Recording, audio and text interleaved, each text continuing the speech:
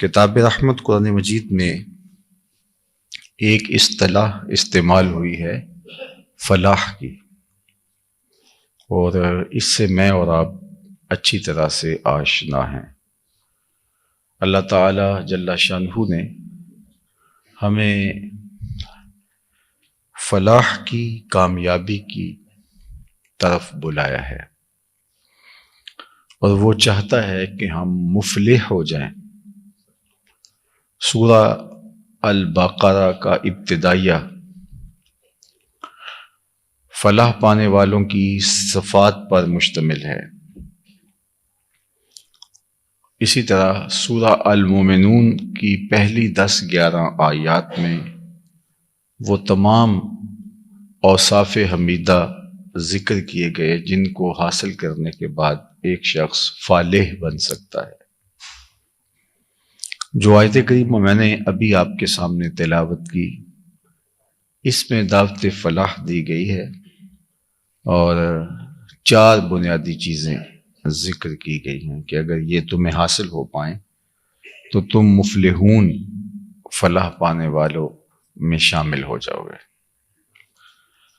لفظ فلاح جس طرح میں نے کہا، یہ قرآنی اصطلاح ہے، اور شریعت اسلامیہ میں جو بھی اسلام کی بنیادی ضروری معلومات رکھتا ہے اس سے یہ اصطلاح پوشیدہ نہیں ہے، بلکہ ہم ہر روز ہر نماز کی دعوت جو اذان کی شکل میں ہمیں دی جاتی ہے اس میں بھی 2 بار یہ جملہ سنتے ہیں، حی علی الفلاح، فلاح کی طرف آؤ۔ تو ہمارا رب ہمیں فلاح کی طرف بلا رہا ہے۔ عربی میں بلانے کے لیے بہت سارے لفظ مذکور ہیں، لیکن جو حیہ کا لفظ ہے یہ تیزی کے ساتھ دوڑ کر کے بسرعہ سارے کام کاج ترک کر کے فوراً تعمیل کے لیے آنے کو حیہ کہا جاتا ہے۔ تو ہمارا رب ہم سے اس بات کا مطالبہ کرتا ہے کہ تم دیر نہ کرو، فوراً فلاح کی طرف آ جاؤ۔ کامیابیاں تمہارے راستے دیکھ رہی ہیں اور تم ہی کامیابی کی راہ پہ نہیں آ رہے۔ تو یہاں یہ سمجھ آ گئی کہ فلاح کامیابی کو کہتے ہیں، اور وہ کامیابی صرف دنیاوی کامیابی نہیں، دنیاوی اور اخروی دونوں کامیابیوں کے لیے جو مشترکہ لفظ استعمال ہوا ہے وہ فلاح کا لفظ استعمال ہوا ہے۔ یعنی فالح وہ ہے جو دنیا کی زندگی میں بھی کامیاب ہو اور آخرت کی زندگی میں بھی کامیاب ہو۔ تو گویا یہ لفظ ایک ایسی متوازن زندگی گزارنے کی ترغیب ہے ہمارے لیے جس میں ہماری یہ زندگی بھی خوبصورت ہو اور وہ زندگی بھی خوبصورت ہو۔ بہت سارے لوگ شدید محنت سے، جد و جہد سے، اور بہت ساری قدروں کو اختیار کرنے کے بعد اس دنیا کی زندگی کو تو بہتر بنا لیتے ہیں۔ اس وقت دنیا کے کتنے کافر ہیں، بلکہ کفر کے کتنے معاشرے ہیں جنہوں نے دنیاوی اعتبار سے اس دنیا کی زندگی کو بہتر بنا لیا، لیکن ہمارے رب نے ہم سے جو مطالبہ کیا ہے وہ دنیا اور آخرت کی دونوں کی بہتری کو حاصل کرنے کا ہے، اور فلاح ان دونوں کے لیے جامع لفظ ہے۔ اگر آپ کی توجہ میری جانب مبذول ہو تو یہ جو کاشتکار ہے اس کو بھی عربی میں فلاح کہتے ہیں۔ تو کاشتکار کیا کرتا ہے؟ زمین کا کلیجہ چیر کے اس کے اندر بیج ڈالتا ہے، اور بیج کے اندر مخفی صلاحیتیں جو ہوتی ہیں وہ نکھر کے باہر آتی ہیں۔ بیج اگر پڑا رہے، گھر کے اندر پڑا رہے تو وہ مدتوں پڑا رہے گا، اور ایک عرصے کے بعد پڑا ہی خراب ہو جائے گا۔ لیکن اگر بیج کو زمین کی کوکھ میں رکھ دیا جائے اور مناسب نمی اور حرارت پہنچے تو اس سے پھر کونپل پھوٹتی ہے، جو تنا بنتا ہے، پھر شاخیں، اور پھر دوسرا عمل شروع ہوتا ہے۔ اب اگر بیج کو ہم دیکھیں تو، اور اس کو پھاڑ کر کے بھی دیکھیں تو اس کے اندر ہمیں نہ تنا نظر آتا ہے، نہ شاخیں نظر آتی ہیں، نہ پتے نظر آتے ہیں، نہ اس کے اندر پھل ہے، نہ مٹھاس ہے، نہ رنگ ہے، نہ پھول ہیں، کچھ بھی نہیں۔ لیکن حقیقت میں اس تخم میں، اس بیج میں سب کچھ چھپا ہوا ہوتا ہے۔ جس طرح نطفہ مرد میں اور نطفہ خاتون میں شکل چھپی ہوتی ہے، سانع کزتیں سلاطیں می شود، شیخ فرید الدین عطار فرماتے ہیں کیسا کاریگر ہے، مٹی سے بادشاہ بنا ڈالتا ہے۔ تو وہ دانے کے اندر تو بظاہر کچھ دکھائی نہیں دیتا، اس کو چیر کے دیکھیں، ٹکڑے ٹکڑے کر کے دیکھیں، اس کا کیمیائی تجزیہ کریں، خوردبین سے اس کے اجزاء کو دیکھیں تو آپ کو نہ پتے دکھائی دیں گے، اس کو چک کر کے دیکھیں کوئی ذائقہ دکھائی نہیں دے گا۔ لیکن اسی کے اندر تنا ہے، اسی بیج کے اندر شاخیں ہیں، اسی کے اندر پتے ہیں، اسی کے اندر پھل ہیں، پھول ہیں، کلیاں ہیں، شگوفے ہیں، اور پھر آخر میں اسی بیج کے اندر پھر بیج رکھا ہوا ہے۔ تو اس عمل کو، جس سے بیج کی مخفی صلاحیتیں ابھرتی ہیں، ظہور پذیر ہوتی ہیں، اور وہ بیج ایک کونپل کی شکل میں درخت بنتا ہے، شاخیں پھوٹتی ہیں، پتے نکلتے ہیں، برگ و بار آتا ہے، پھل پھول آتے ہیں، غنچی اور شگوفے بنتے ہیں، تو اس عمل کو فلاحی کہا جاتا ہے، اور اس کام کرنے والے کو فلاح کہتے ہیں۔ تو اگر ہم اس معنی کی طرف غور کریں تو پھر ہمارا رب چاہتا ہے کہ یہ جو انسانی وجود ہے یہ ایک بیج کی طرح ہے۔ اگر اس کو آپ زمین میں ڈالیں گے، مشق میں ڈالیں گے، مشقت میں ڈالیں گے، تو اس سے مخفی کونپلیں پھوٹنا شروع ہوں گی جو اس کے اندر رکھی گئی، ورنہ اس بیج کو ایسے ہی رکھیں گے تو کچھ عرصے کے بعد، 40 سال بعد، 50 سال بعد، 60 سال کے بعد یہ خراب ہو جائے گا اور اب یہ مٹی کا تودا بن جائے گا۔ تو بیج کے اندر زندگی کچھ عرصہ موجود رہتی ہے، اور بیج انتظار کرتا ہے کہ مجھے زمین کی کوکھ میں ڈال دیا جائے تاکہ میری مخفی صلاحیتیں اجاگر ہوں۔ لیکن اگر کوئی کاشتکار اس بیج کو اس متعینہ مدت کے اندر زمین کی کوکھ میں نہیں رکھتا تو اس کے اندر جو صلاحیتیں ہیں وہ پھر ختم ہو جاتی ہیں۔ تو اللہ تعالیٰ نے اس بیج کے لیے جو اس گوشت پوست کا بنا ہوا ہے، اس کے اندر مخفی صلاحیتیں رکھی۔ اس بیج کے اندر رومی بھی ہے، رازی بھی ہے، غزالی بھی ہے، عطار بھی ہے، اس بیج کے اندر سب کچھ چھپا ہوا ہے۔ اور اگر اس کو ہم کسی جگہ پہ نصب کر دیں اور پھر مناسب اس کی غذا باہم اس کو پہنچے تو اس سے شگوفے پھوٹیں گے اور یہ کارہائے نمایاں سر انجام دے گا،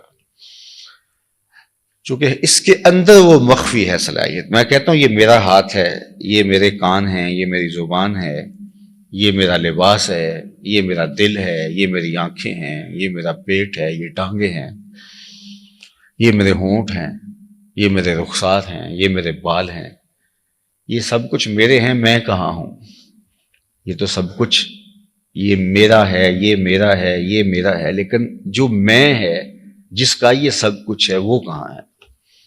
اسی کو تو اس بیج کے اندر سے نکالنا ہے، اسی کو تو نکھارنا ہے، اس کی تو نشأت ہونی ہے، اسی کی تو نشو و نما ہونی ہے، اسی کو تو نکھار کر کے سامنے لانا ہے، اس کی مخفی صلاحیتوں کو ہی اجاگر کرنا ہے، اور ان مخفی صلاحیتوں کو اجاگر کرنے کے عمل کو فلاحی کا عمل کہتے ہیں۔ اور فالح وہی ہے کہ جو اپنے چھپی ہوئی صلاحیتوں کو اپنے وجود کے مخفی گوشوں سے نکال کر منصہ شہود پہ لے آئے، وہی کامیاب اور کامران ہوتا ہے۔ ورنہ مٹی کے تودے اور ایک انسان کے اندر کوئی فرق باقی نہیں رہتا، اور اگر وہ مخفی صلاحیتیں اس کی اجاگر نہیں ہوتی تو میرے رب نے بڑے واضح دو ٹوک اور کھلے لفظوں میں کہا، من کانا فی ہذہ اعمی فہو فی الآخرۃ اعمی واضل سبیلا، جو اس دنیا میں اندھا رہا کل قیامت کے دن بھی نابینا اٹھایا جائے گا۔ اللہ اکبر۔ اور دوسرے مقام پہ فرمایا کہ اولئک کالانعام بل ہم اضل، یہ بھی چوپایوں کی طرح ہے، جس طرح اس کے سینے میں دل دھڑکتا ہے اسی کے سینے میں دل کا مقصد کیا ہے؟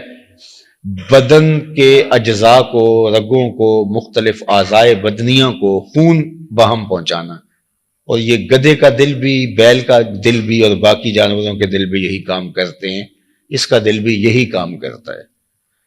تو پھر اس کے اور اس کے دل میں فرق کیا ہوا؟ اگر اس کا دل اللہ کی معرفت کے نور سے منور نہ ہوا، اس بیج کی صلاحیت سے فائدہ نہ لیا گیا، تو پھر اس میں اور جانور میں کوئی فرق نہیں۔ اولئک کالانعام، یہ چوپائے کی طرح ہے، لیکن آگے فرمایا بل ہم اضل، بلکہ چوپائے سے بھی بدتر ہے۔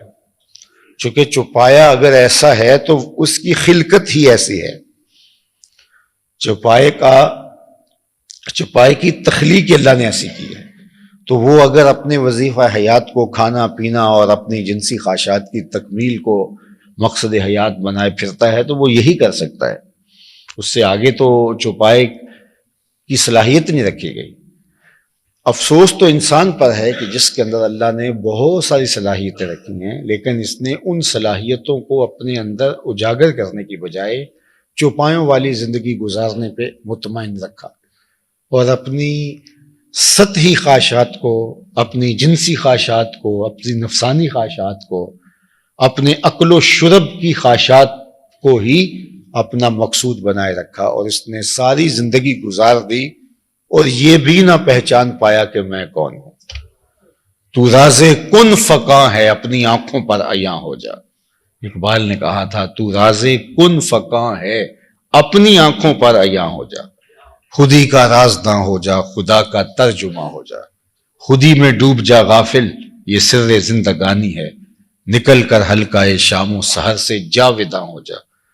یہ شام و سحر کے حلقے سے تجھے نکلنا پڑے گا، روٹی کپڑے مکان اور جو ہے وہ کھانے پینے اور اکل و شرب سے تجھے کوئی پرواز اوپر کرنی پڑے گی۔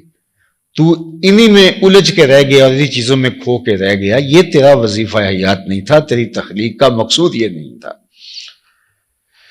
نکل کر حلقہ شام و سحر سے جاوداں ہو جا، مسافے زندگی میں سیرت فولاد پیدا کر، شبستان محبت میں حریر و پرنیاں ہو جا، گزر جا بن کے سیل تند رو کوہ بیاباں سے، گلستان راہ میں آئے تو جوئے نغمہ کہاں ہو جا، تیرے علم و محبت کی نہیں ہے انتہا کوئی، نہیں ہے تجھ سے بڑھ کر ساز فطرت میں نوا کوئی۔ اللہ اکبر۔ اللہ نے جس جانور کو تخلیق کیا ہے وہ اپنی صلاحیتوں کے مطابق آگے بڑھتا ہے۔ مثال کے طور پہ ایک پرندہ ہے، اللہ نے اس کو پر دیے ہیں لیکن وہ اڑتا نہیں ہے، اپنے پروں وہ صلاحیت چیونٹی کے اندر نہیں ہے، وہ صلاحیت بھینس کے اندر نہیں ہے، دوسرے جانوروں کے اندر نہیں ہے، تو وہ پرندہ ہے، اس کو پر دیے گئے ہیں لیکن وہ اپنی اس صلاحیت کو استعمال ہی نہیں کرتا، باقی وہ کھاتا ہے، پیتا ہے، دانہ چگتا ہے، لیکن وہ اڑ نہیں پاتا، تو اس کو پرندہ کہا جائے گا۔ ایک شیر ہے، اس کو صلاحیتیں عطا کی گئی ہیں لیکن وہ گھاس چرتا ہے، وہ کبھی شکار ہی نہیں کرتا، تو بتائیے اس کے لیے مناسب ہے کہ اس کو شیر کا لفظ کہا جائے؟ ہم تقریباً سب دیہاتوں سے تعلق ہے، جو بھینس دودھ دینا چھوڑ دیتی ہے پھر وہ قصاب کے پاس چلی جاتی ہے، جتنی دیر تک وہ دودھ دیتی ہے اتنی دیر تک ہم اس کی خدمت بھی کرتے ہیں اور اس سے دودھ اخذ کرتے ہیں، لیکن جب وہ دودھ دینا چھوڑ دیتی ہے اور ہمیں امید نہیں ہوتی کہ اب یہ دوبارہ یہ صلاحیت رکھے، تو پھر وہ جو ہے وہ قصاب خرید کے لے جاتے ہیں، اس کو ذبح کر کے گوشت کے طور پہ اس کو استعمال کر لیا جاتا ہے۔ تو جس چیز کے اندر جو صلاحیت رکھی ہے، پرندہ اڑنا جانتا ہے، اگر مچھلی پانی میں تیرنا نہ جانتی ہو تو وہ کتنی دیر تک صحرا کے اوپر باہر پڑی رہے گی، آخر موت اس کو آ جائے گی۔ کچھ عرصہ تو وہ جو ہے وہ اپنی زندگی برقرار رکھ سکے گی. اس طرح وہ پرندہ جو اڑنا نہیں جانتا وہ کچھ دیر تو ادھر ادھر بھاگ پھرے گا، لیکن اس کو بلیاں اچک لیں گے، اس کو کتے کھا جائیں گے. کچھ عرصہ سانسیں چند وہ لے گا، لیکن وہ اسی طرح جو انسان اپنی ان مخفی صلاحیتوں کو اجاگر نہیں کرتا، اللہ کی معرفت کے دائرے میں نہیں آتا، تو جس طرح وہ پرندہ جو پرندہ ہونے کے باوجود اڑ نہیں پاتا وہ بلیوں اور کتوں کی غذا بن جاتا ہے، اسی طرح جو انسان اللہ کی معرفت کے دائرے میں نہیں آتا وہ شیطان کے ہتھے چڑھ جاتا ہے اور وہ نفس کے قابو میں آ جاتا ہے. اور پھر یہ ایک ایسا ہے کہ یہ چونکہ مانوس ہو جاتا ہے ہر ماحول میں، قید میں جا کے بھی خوش ہو جاتا ہے، وہاں بھی جا کے سمجھتا ہے، تو یہ شیطان کی قید میں بھی راحت محسوس کرتا ہے، کیونکہ اس کے اندر اللہ تعالیٰ جل شانہ نے حیوانی جذبات بھی رکھے، تو اس لیے وہ پھر انہی پہ مطمئن، دوسری صلاحیت اس کی ضائع ہو جاتی ہے اور پھر وہ اسی پہ مطمئن ہو جاتا ہے اور اسی زندگی کو گزارنے لگ جاتا ہے. ہمارا رب ہم سے تقاضا کرتا ہے کہ تم اپنے مقصد زندگی کو پہچانو، اور اگر تم چھوڑ دو گے، اور جس طرح وہ پرندہ جس نے اڑنا چھوڑ دیا تو پھر اس کو بلیوں نے اور کتوں نے اچک لیا. وہ شیر جو گھاس کھانے لگا تو پھر اس کو جانور بھی ٹکرے مارتے ہیں، اس کو پھر اس کی کوئی اوقات حیثیت نہیں رہتی. تو جو شخص خود فراموش ہو جائے، اب قرآن مجید کا ایک اسلوب دیکھیے، سورہ الحشر ہے، وَلَا تَكُونُوا كَالَّذِينَ نَسُوا اللَّهَ، ان لوگوں کی طرح نہ ہو جانا جنہوں نے خدا کو فراموش کر دیا. وَلَا تَكُونُوا كَالَّذِينَ نَسُوا اللَّهَ، ان لوگوں کی طرح مت ہونا جو خدا فراموش ہو گئے. پھر اس کی سزا کیا ملی؟ اللہ تعالیٰ جل شانہ ان کے رزق کے دروازے بند کر دیتا ہے؟ نہیں. ان کو آکسیجن فراہم نہیں ہوتی؟ نہیں. آب و دانہ ان کے لیے بند کر دیا جاتا ہے؟ نہیں. اس کی زبان سے قوت گویائی چھین لی جاتی ہے؟ نہیں. چلنے پھرنے کی صلاحیت باقی نہیں رہتی؟ نہیں، وہ موجود رہتی. تو پھر اللہ ان کو سزا کیا دیتا ہے؟ جو خدا کو بھول جاتے ہیں. اب ذرا دیکھیے سزا کتنی باریک ہے. بہت سارے سزا یافتہ اس کو سزا ہی نہیں سمجھتے جب وہ اس سزا میں مبتلا ہے. وَلَا تَكُونُوا كَالَّذِينَ نَسُوا اللَّهَ، تم ان لوگوں کی طرح نہ ہو جانا جنہوں نے خدا کو بھلا دیا. فَأَنْسَاهُمْ أَنفُسَهُمْ، تو اس کی سزا اللہ نے دی کہ انہیں ان سے فراموش کر دیا. وہ خود فراموشی کے مرض میں مبتلا، اپنا مقصد زندگی ہی بھول چکے، فراموش کر چکے. جو ان کا وظیفہ حیات تھا اس وظیفہ حیات سے وہ بالکل ہٹ گئے. یہ سزا کس چیز کی تھی؟ کہ وہ خدا فراموش ہوئے. خدا فراموشی کا نتیجہ سزا خود فراموشی، اور خود فراموشی کی سزا اتنی بڑی ہے کہ اگر وہ سمجھتے تو ان کا جینا محال ہو جاتا کہ ہم خود نہ آشنا ہو گئے، لیکن وہ اس کے باوجود بھی مطمئن ہو گئے. مطمئن اس لیے کہ وہ خود فراموش ہو گئے، اور جو خود فراموش ہوتے ہیں، یہ جو جس شخص کا توازن عقلی ٹھیک نہیں رہتا تو وہ تو یہ ماننے کو تیار نہیں ہے کہ میں پاگل ہوں، وہ دنیا کو پاگل سمجھ رہا ہوتا ہے. تو لیکن حقیقت کیا ہے کہ وہ خود بیچارہ معذور ہوتا ہے ذہنی طور پہ. اسی طرح جو خود فراموش ہیں خدا فراموشی کی وجہ سے، تو وہ تو یہ سمجھتے نہیں کہ ہمیں کوئی بیماری ہے. اگر اس بیماری کو بیماری سمجھ لے، پاگل کو ڈاکٹر کے پاس لے کر کے دوسرے لوگ جاتے ہیں، کبھی وہ خود چل کر نہیں گیا کہ میرا یہ علاج ہونا چاہیے. تو خود فراموش کو کوئی سمجھائے اور کوئی اس پہ محنت کرے تو الگ بات ہے، لیکن وہ کبھی بھی اس خود فراموشی کو مرض ہی نہیں سمجھتا. وہ تو اس دنیا کی محبت میں مست ہو جاتا ہے اور پرواہ نہیں کرتا. تو یہ ہے اللہ تعالیٰ جل شانہ کی طرف سے جو سزا اس کو دی جاتی ہے. اب قرآن مجید کی آیت کو ہم پھر سنتے ہیں اور اپنے آپ پہ غور کرتے ہیں. وَلَا تَكُونُوا كَالَّذِينَ نَسُوا اللَّهَ، ان لوگوں کی طرح نہ ہو جانا جنہوں نے خدا کو فراموش کر دیا.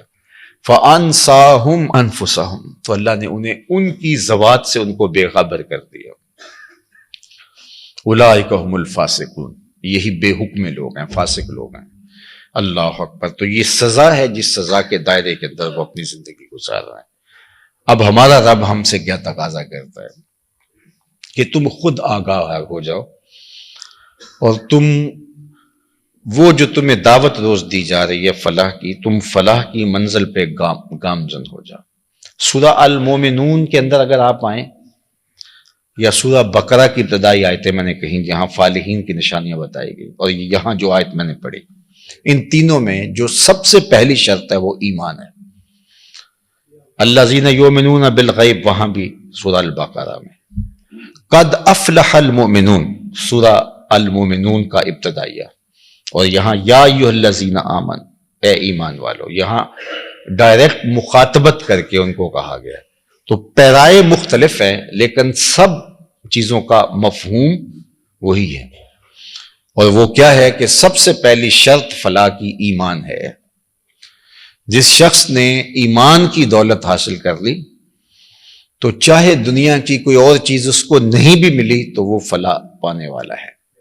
اور چیزیں دنیا کی اگر اس کو میسر آ جاتی ہیں تو وہ سونے پر سہاگے کا کام ہے، لیکن فرض کرو اس کو اور کچھ بھی نہیں ملتا، صرف ایمان، تو نفس ایمان فلاح کی ضمانت ہے۔ اسود الرائی، رائی عربی میں کہتے ہیں چرواہے کو، اسود کہتے ہیں کالے رنگ کو۔ کالے رنگ کا ایک چرواہا تھا، اسود نام سے، نام بھی اسود پڑ گیا تھا۔ کالے رنگ کے لوگوں کو لوگ کالو کہہ دیتے ہیں ہمارے ہاں، تو اس طرح عربی کے اندر بھی اسود کو کہتے ہی اسود تھے۔ تو پھر جو آزاد لوگ ہوتے ہیں ان کے تو نام ہوتے ہیں، تو غلاموں کے تو پھر لوگوں کی مرضی سے نام ہوں گے نا، جو لوگ ڈال دیں۔ تو اس کا نام بھی اسود پڑ گیا اور تھا بھی کالے رنگ کا۔ تو حضور علیہ الصلوۃ والسلام ایک غزوے پہ تشریف لے گئے تھے اور یہ اپنی بکریاں لے کے گزرا، اور اس کی نظر حضور کے چہرے پر پڑی۔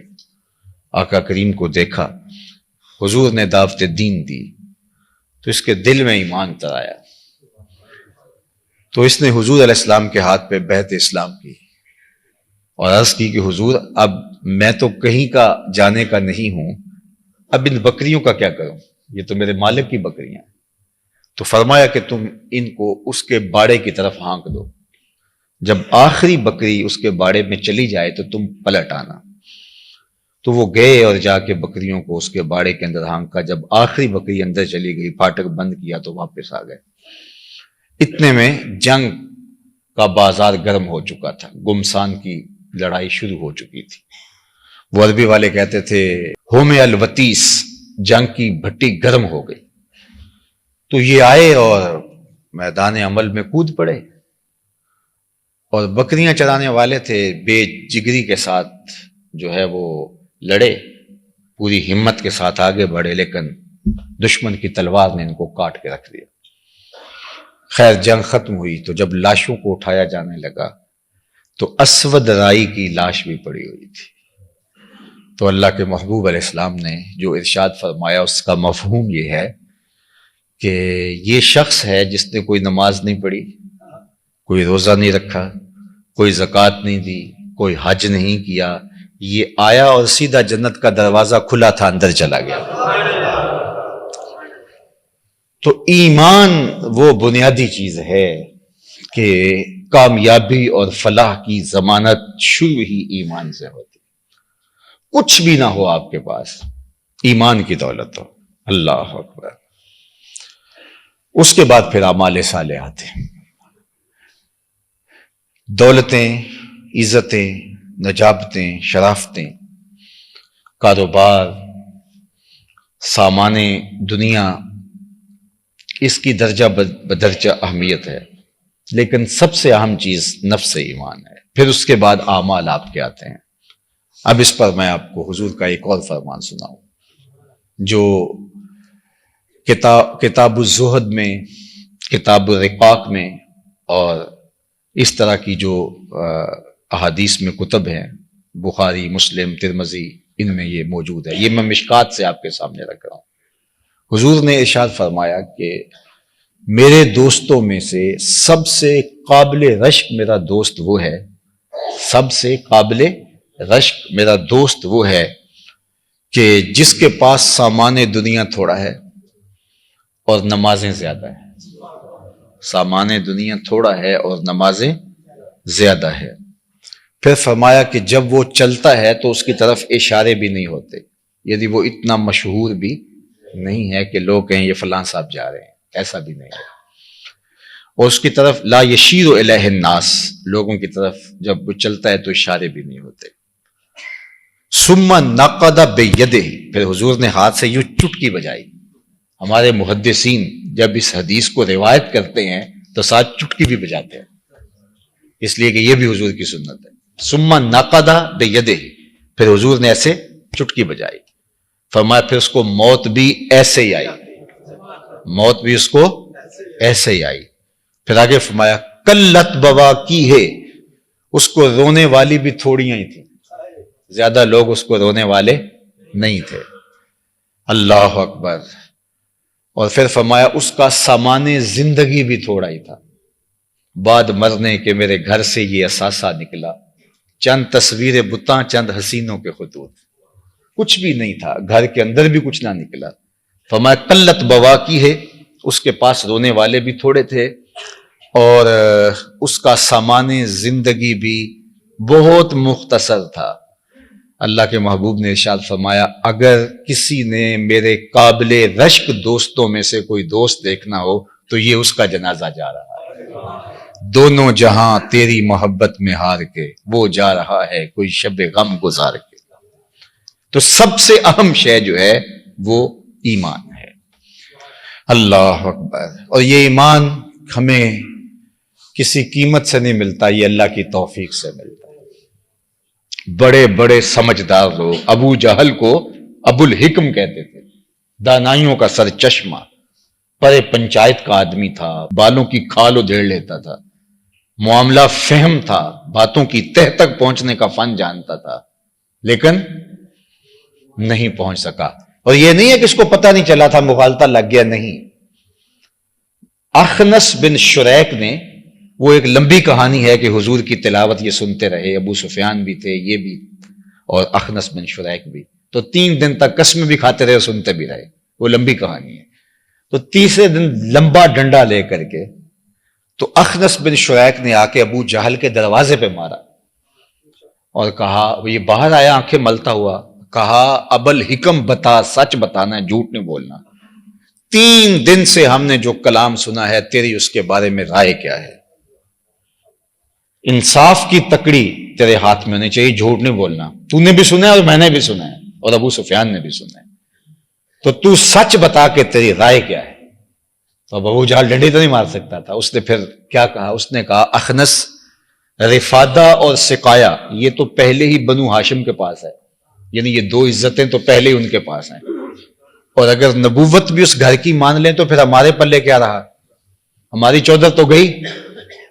تو اخنس بن شریک نے کہا کہ اس کا مطلب ہے کہ تم ایک حق کو، ایک سچائی کو، ایک حقیقت کو جو ہے وہ ماننے سے انکار کر رہے ہو صرف اپنی چودراہٹ بچانے کے لیے، تو یہ تو بہت زیادتی ہے۔ چلو تم بچاؤ اپنی چودراہٹ، میں جا رہا ہوں اور محمد عربی کا غلام بننے جا رہا ہوں۔ اور آپ کو حیرت ہوگی کہ ابو جہل بہت کائن شخص تھا، اس نے کہا میری بس بات سن جاؤ۔